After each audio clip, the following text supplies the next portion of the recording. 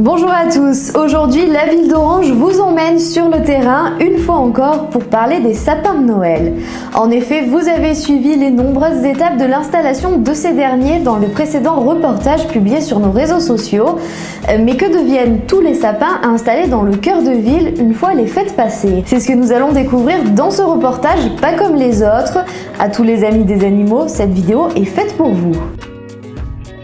Cela ne vous a sans doute pas échappé, comme chaque année, la ville offre la possibilité aux Orangeois de déposer leurs sapins en déchetterie en échange de compost ou de les déposer aux abords des containers à ordures pour qu'ils soient ramassés par des agents compétents.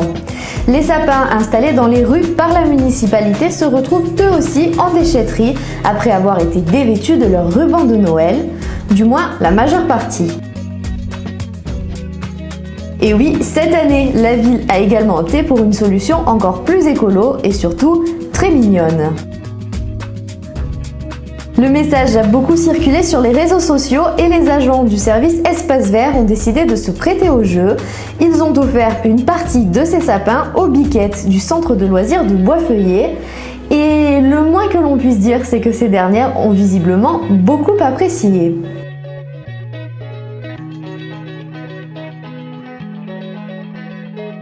Et ce n'est pas tout, vous ne le saviez peut-être pas, mais à Orange, nous avons une association qui procède à de nombreux sauvetages d'animaux. Ça s'appelle la Ferme des Animobiles, qui se trouve route de Camaret. Et nos agents municipaux Abel et Sébastien s'y sont également rendus pour offrir quelques gourmandises aux petits protégés de la ferme de Mehdi. On vous laisse découvrir ça en images.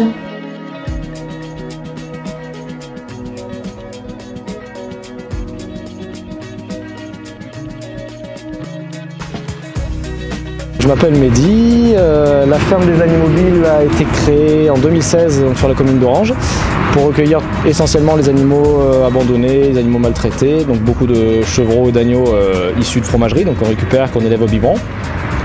Et donc après avec ces animaux on se déplace dans les écoles, les maisons de retraite, les fêtes de village, enfin un petit peu tout ça, pour faire des manifestations, des ateliers, de la sensibilisation au niveau des grands et des petits, et pour nous aider du coup à financer les sauvetages et la nourriture des bêtes. On n'a pas de subvention extérieure du tout autre que les manifestations, donc quand il n'y en a pas on cherche d'autres solutions. Donc là on s'est lancé un petit peu dans la vente de poules pondeuses cette année. On a eu quand même quelques dates qui ont été maintenues dans les écoles pour sauver un petit peu la mise. Mais oui, c'est pas l'année la plus facile qu'on ait connue.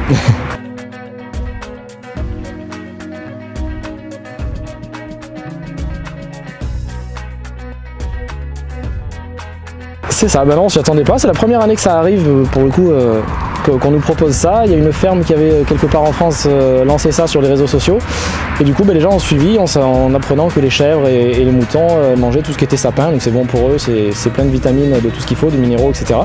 Et du coup on a eu beaucoup de particuliers qui nous ont ramené des sapins pour les animaux, et même la mairie du coup qui nous a fait une belle livraison de sapins qui sont encore plus frais et que les chèvres adorent.